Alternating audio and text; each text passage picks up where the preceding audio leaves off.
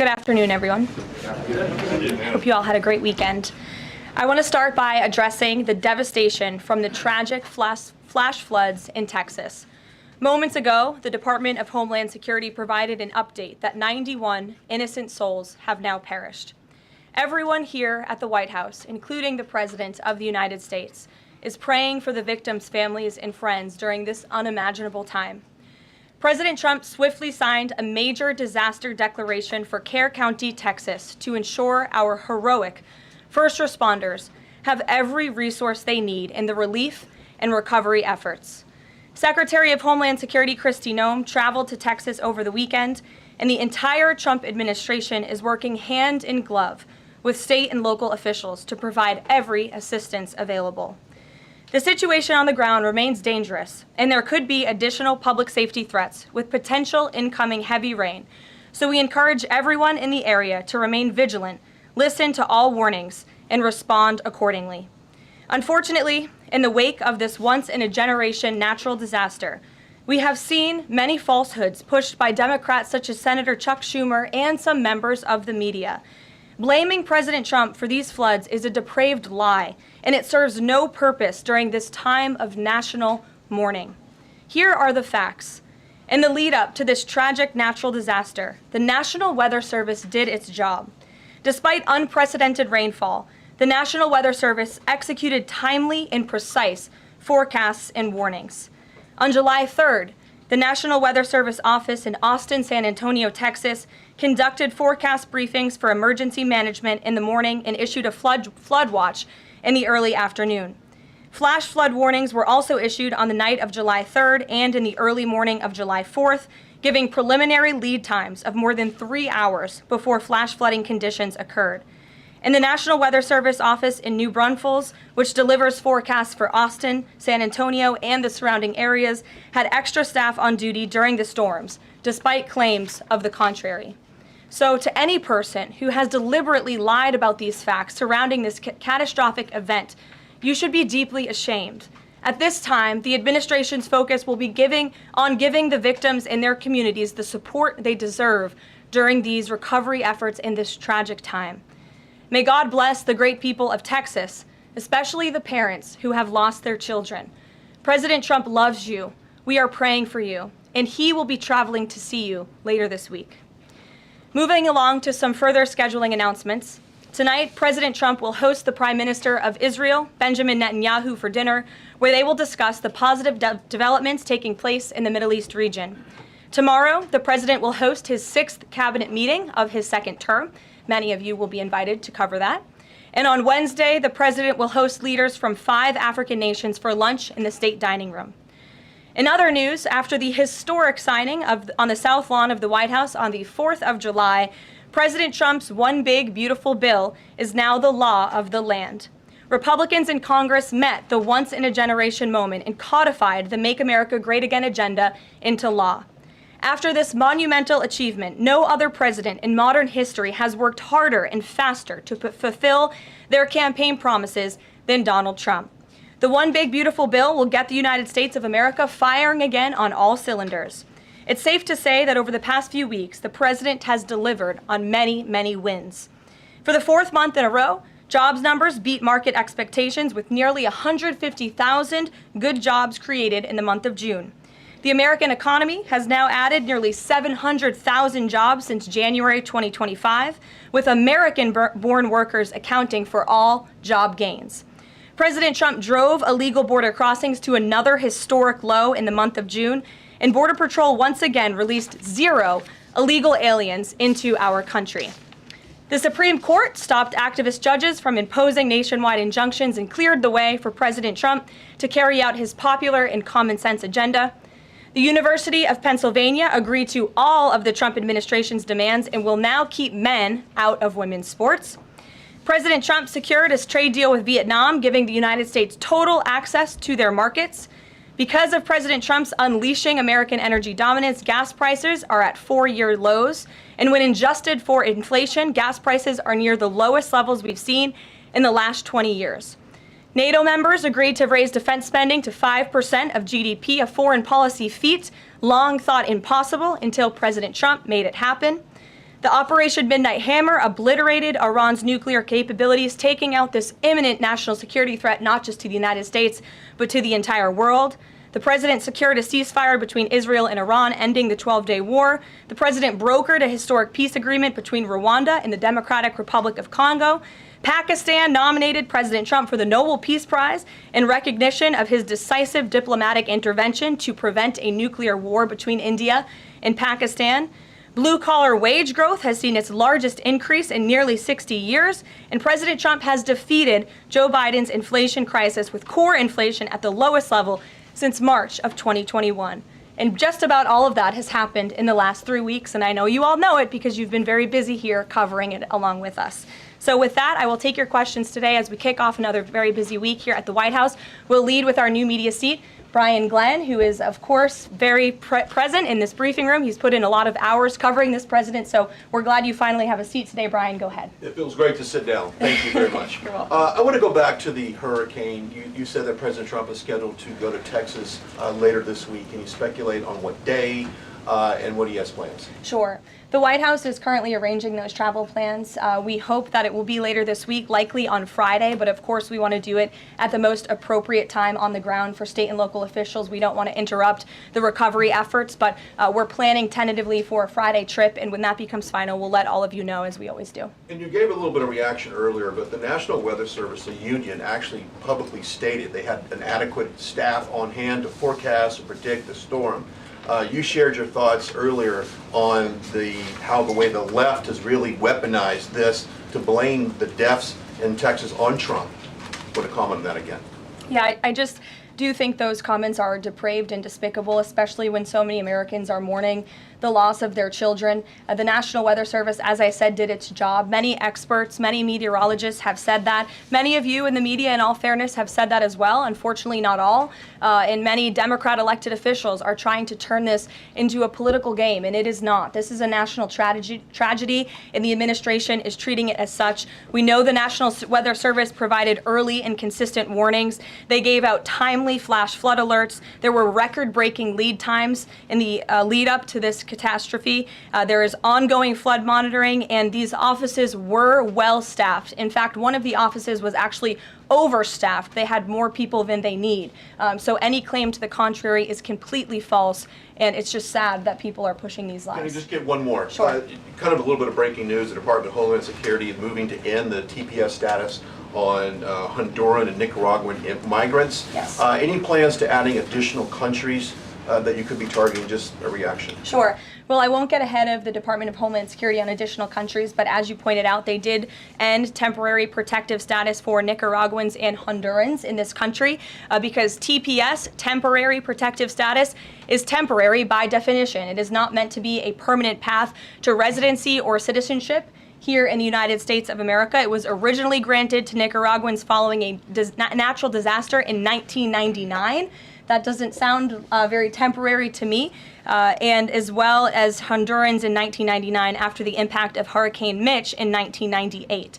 And so this administration is doing what it promised to do. And if individuals from these countries want to come here, they have a legal pathway to do it, but temporary protective status was never meant to be permanent. The previous administration abused this status and this parole program, essentially treating it as such, and we're not going to tolerate that any further. Thank you, Brian. Megan. Secretary Bessent said yesterday that countries will boomerang back to the April 2nd tariff level starting August 1st. Why did the president decide to have those tariffs not take effect Wednesday as originally scheduled? And then I was also wondering if you could share, obviously we saw the letters the president sent out on Japan and South Korea, but if any other major U.S. trading partners are getting letters today. Sure, yes, I can confirm. In fact, I have those letters. If you could get me the folder with the letters in them, Liz, they're right in the previous office. I have the signed letters that went out to both South Korea and Japan today. And there will be approximately 12 other countries that will receive notification communications and letters directly from the President of the United States. And weeks ago, I stood at this podium and I told all of you that the President was going to create tailor-made trade plans for each and every country on this planet. And that's what this administration continues to be focused on. The President will also sign an executive order today delaying the July 9th deadline to August 1st. So the reciprocal tariff rate or these new rates that will be provided in this correspondence to these foreign leaders will be going out the door within the next month, or deals will be made. And those countries continue to negotiate with the United States. We've seen a lot of positive developments in the right direction, but the administration, the president, and his trade team want to cut the best deals for the American people and the American worker. That's what they're focused on. And in the effort of transparency, these letters will continue to be posted to Truth Social, so you can enjoy them yourself. Go ahead. Thanks, Caroline. Just about the visit of Prime Minister Netanyahu today, I was just wondering why that is not open to the press. Previous visits by him, we've had Oval Office press conferences. Does that reflect somehow the kind of sensitivity of this particular visit? No, they're having a private dinner. There's many important matters that are obviously ongoing in the region, as you know. The utmost priority for the president right now in the Middle East is to end the war in Gaza and to return all of the hostages. Also, as you know, there was a ceasefire proposal that Israel supports that was sent to Hamas, and we hope that they will agree to this proposal. We want to see all of the hostages released. That's on the top of the president's mind, so that will be discussed, as well as the many other positive developments we've seen in the Middle East. I want to go back to the trade deals. As you see, we have these beautiful letters that the president has signed. This one is to the President of the Republic of Korea, original signature on that, and these will be mailed. And then here we also have another letter to the Prime Minister of Japan as well. Both countries will be receiving a 25% tariff rate effective on August 1st. Go ahead. Thank you so much. You said it, and the President said it many times, you want to see an end to the war in Gaza. Will he give guarantees during this 60-day period of ceasefire that actually the war will end? Because this is a sticking point with Prime Minister Netanyahu, and I'm wondering if they see eye to eye on this point. And how do you see the next day? What the next day in Gaza will look like? Look, right now the president is focused on today and to get the Hamas to agree to this ceasefire. I don't want to comment on the details of the arrangement out of respect for these negotiations, but a agreeable and appropriate ceasefire proposal has been sent to Hamas. And I can also tell you Special Envoy Witkoff intends to travel to Doha later this week, where he will continue to engage in these discussions. And the Qataris and the Egyptians have been incredibly helpful partners in mediating these negotiations and discussions to bring peace to this region and end this conflict once and for all. Kristen. Two questions. Thank you, Caroline. Sure. The first question is President Trump reconsidering his plan to phase out FEMA, given what officials have said is their critical role on the ground now in Texas? Look, the president wants to ensure American citizens always have what they need during times of need. Whether that assistance comes from states or the federal government, that's a policy discussion that will continue. And the president has always said he wants states to do as much as they can, if not more. And in the case of Texas, the state and local officials are doing a tremendous job. And I know the president, Secretary Noem, and the federal government are very proud to be working with them. And the president has promised to give Texas the assistance that they need during this tragic time. Just one follow-up on cuts overall. Over the weekend, President Trump said that Elon Musk was a train wreck. Are there, given this current viewpoint, are there concerns within the White House or from the president himself over the cuts that happened under Musk while he was advising DOGE, including the National Weather Service? I think I've already addressed that, Kristen, and what I can tell you is that these offices were fully staffed. The San Angelo office was fully staffed with 12 forecast meteorologists. There were no vacancies. The San Antonio office was operating with 11 forecasters, and as Brian said, the union themselves said that there was adequate staffing. So I think those words speak for themselves, and the numbers speak for themselves. This was a once-in-a-century flash flood, a tragic natural disaster, and the administration is doing all that we can on the ground to help these families during this time of need. Jeff. Thanks very much, Caroline. Just following up on Kristen's question, is it still the president's plan to phase FEMA out by the end of this year? I just answered Kristen's question for you. One more, hold on, one more. Sure, I'll give it to you. Go ahead. The follow-up on trade as well. 12 more letters coming, you said. Can you give us a sense of which countries those are? I'll let the president reveal those in very due time. Keep your eyes on Truth Social. Michael, in the back. Thank you, Caroline. An armed shooter today was shot in McAllen. Texas after opening fire on Border Patrol agents. Comes just days after Democratic Congresswoman Pramila Jayapal recently said she gets, quote, inspired when activists obstruct ICE. Does the White House expect Democrats to tone down their rhetoric in light of what we saw today in McAllen, Texas? We certainly call on Democrats to tone down their rhetoric against ICE and Border Patrol agents who, again, are everyday men and women. I would encourage AOC and other Democrats to actually meet with the United States Border Patrol. These are honorable Americans who are just simply trying to do their job to enforce the law. They go home to their families every night just like we all do, and they deserve respect and dignity for trying to enforce our nation's immigration laws and to remove public safety threats from our communities. The White House is aware of the shooting that took place today in Texas, and we are working with the appropriate federal agencies to get to the bottom of what happened. Caroline, the DOJ and FBI have now concluded there was no Jeffrey Epstein client list. What do you tell MAGA supporters who say they want anyone involved in Jeffrey Epstein's alleged crimes to be held accountable? This administration wants anyone who has ever committed a crime to be held accountable, and I would argue this administration has done more to lock up bad guys than certainly the previous administration. And the Trump administration is committed to truth and to transparency. That's why the Attorney General and the FBI Director pledged at the President's direction to do an exhaustive review of all of the files related to Jeffrey Epstein's crimes and his death. And they put out a memo in conclusion of that review. There was material they did not release because, frankly, it was incredibly graphic and it contained child pornography, which is not something that's appropriate for public consumption. But they committed to an exhaustive investigation. That's what they did, and they provided the results of that. That's transparency. Follow up on that, Sure. Caroline. Okay, so the FBI looks at the circumstances surrounding the death of Jeffrey Epstein.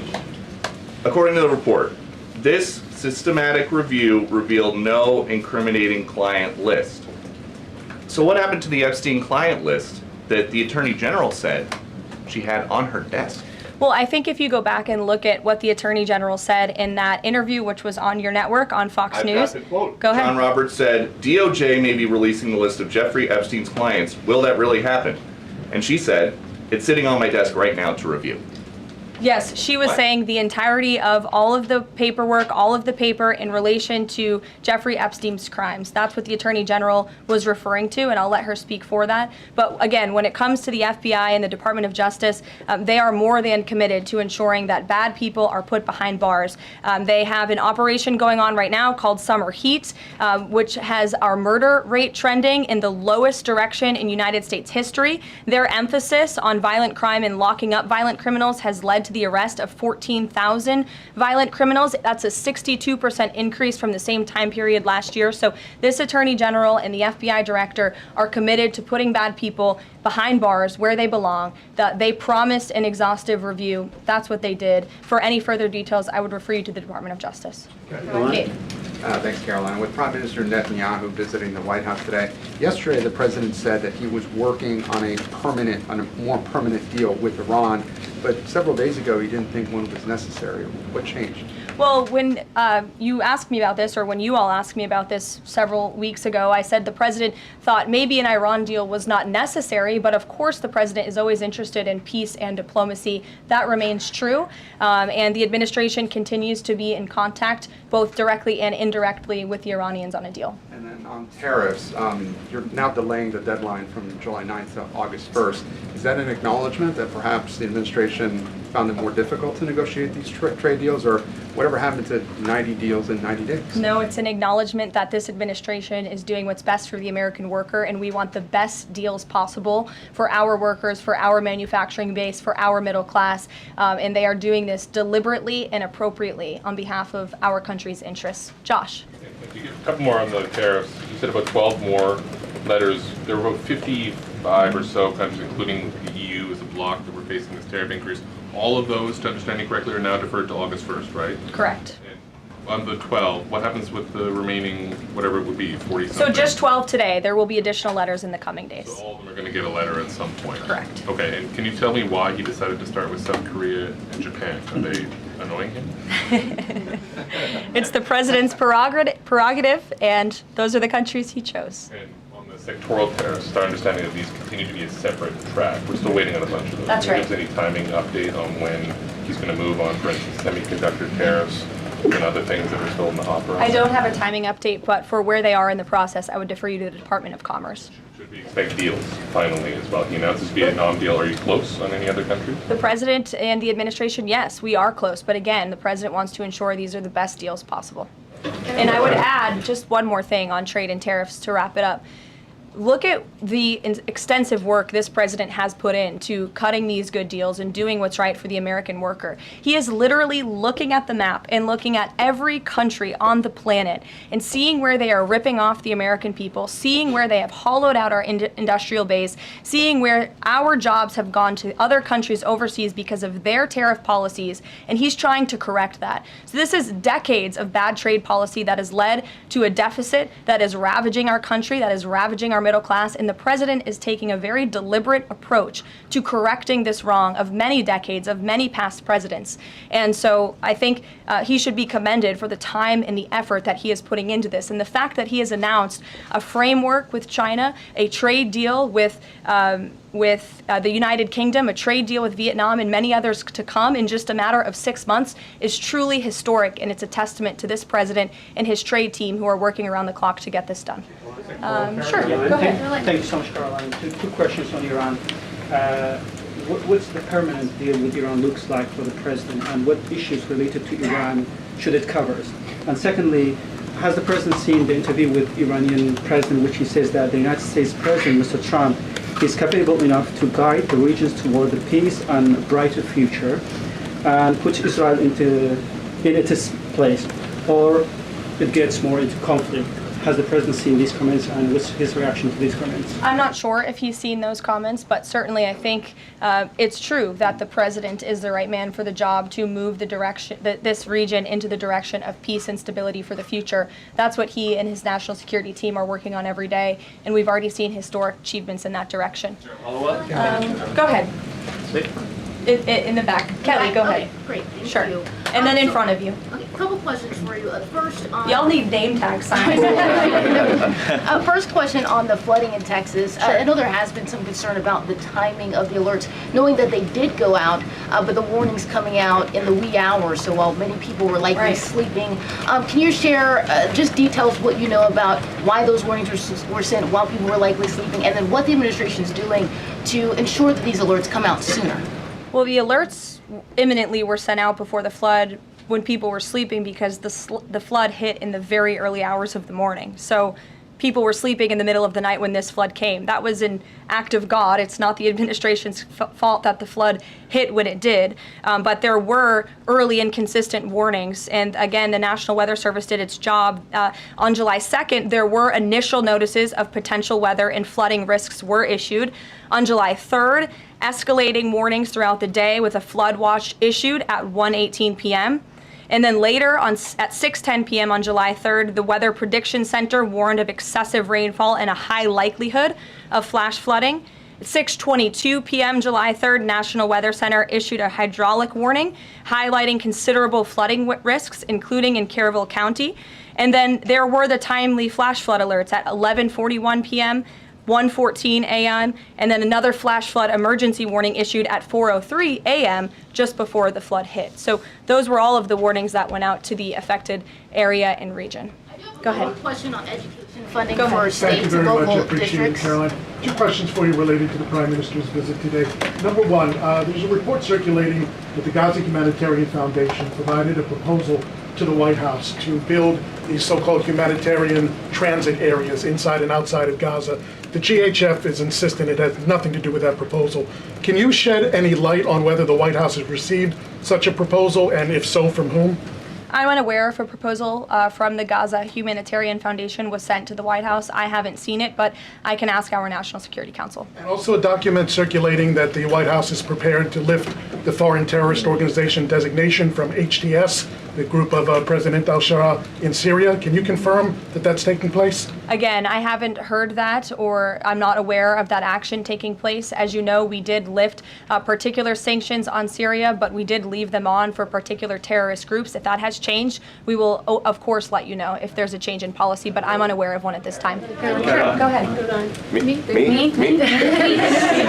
Hi, Caroline. Thank you. You're welcome. And then you can go too, since you're so eager. Ahead of the president's meeting with Prime Minister Netanyahu today.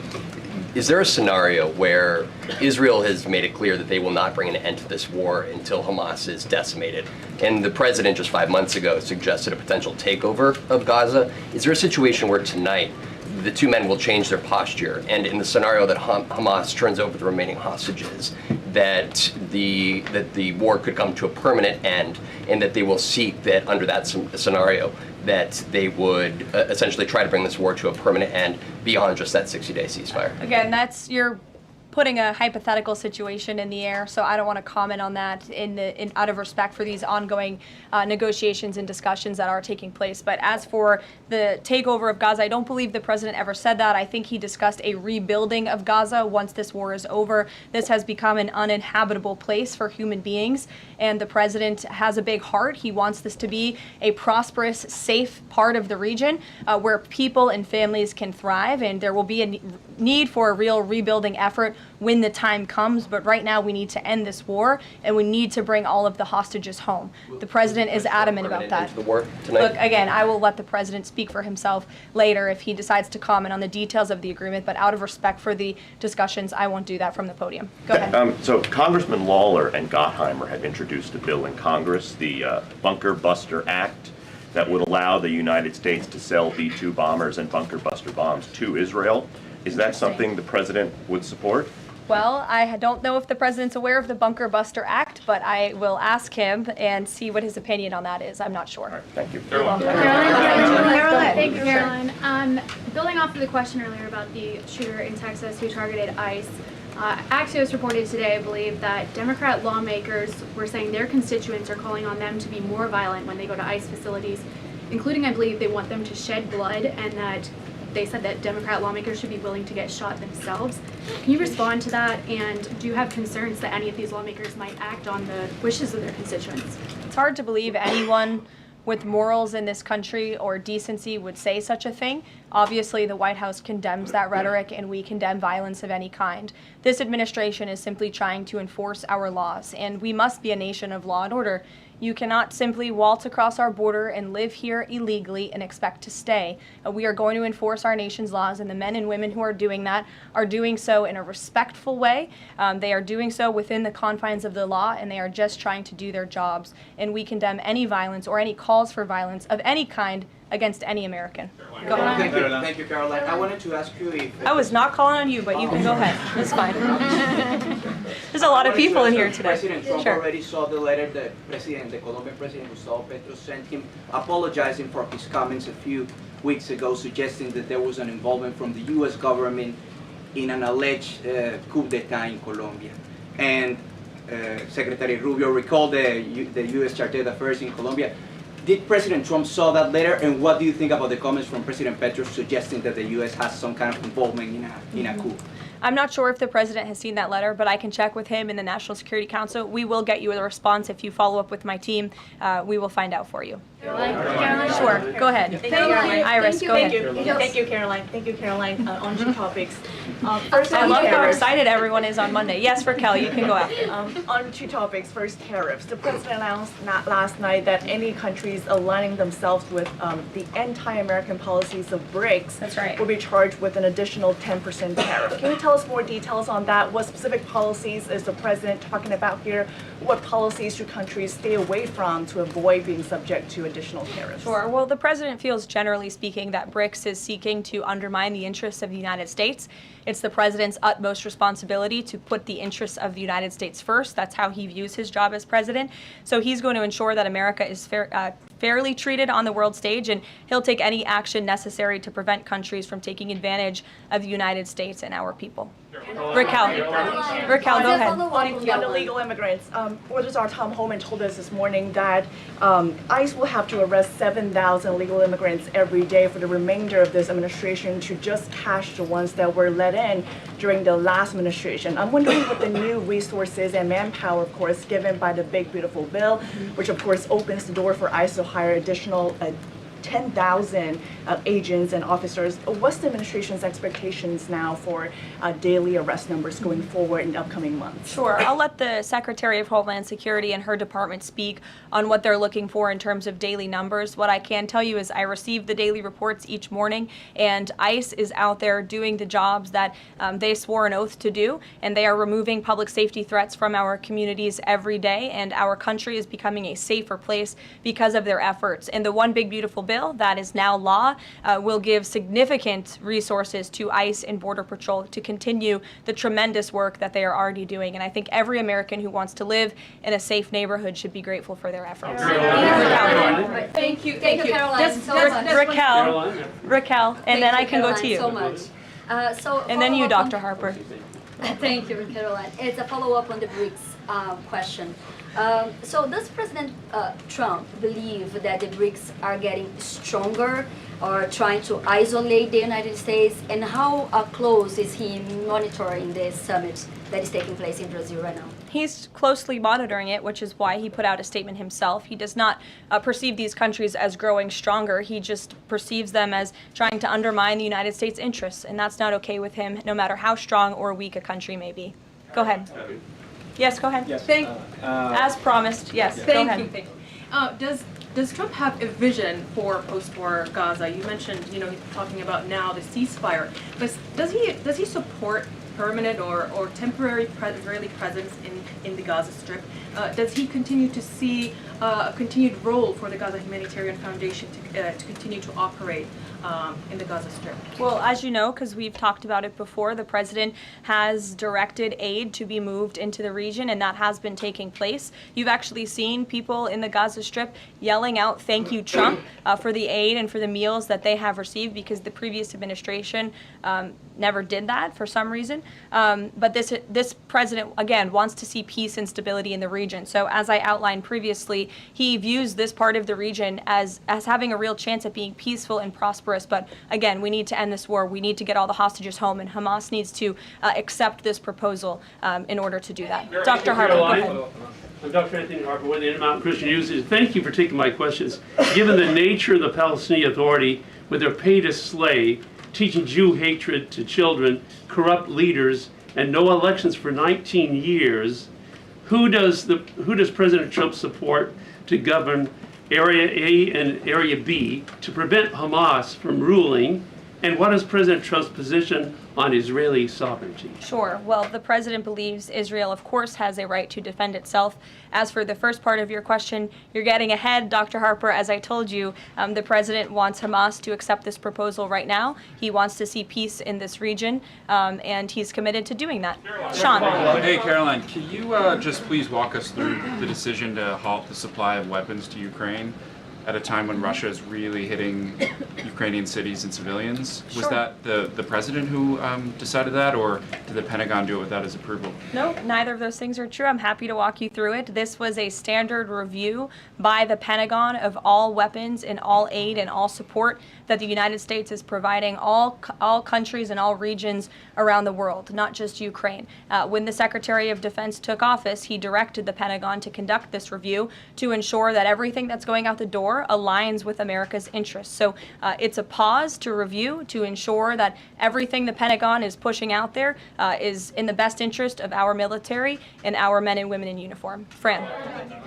Two questions on Israel. You suggested that Hamas is the impediment currently to a ceasefire. So if not a ceasefire deal, then what does the president hope to achieve with tonight's dinner with the prime minister? Again, you guys are getting around to a lot of hypotheticals. I don't want to get ahead of the president, but there are many other issues to discuss with Prime Minister Netanyahu tonight related to the region and just the entire world. So this will be a dinner to talk about Operation Midnight Hammer, which was incredibly successful, to talk about peace in Gaza and ending that conflict, as well as many other topics of discussion in relation to Israel and the United States. Sure, go ahead. Thank you, Karoline. Given the fact, this is on the trade letters, given the fact that the president put into effect the tariffs on April 2nd and then put the pause into place, is the president at all concerned that these countries that are receiving the letters won't take them seriously because the deadline seems to have shifted already and may shift again? They will take the letters seriously because they have taken the president seriously. And that's why the president's phone, I can tell you, rings off the hook from world leaders all the time who are begging him to come to a deal. And this administration is working hard to ensure those deals are in the best interest of the American people. And this delay, again, is in the best interest of the American people. And you all will continue to see these letters released on the president's Truth Social, and we will see you all later. Thank you, guys. Thanks, Caroline.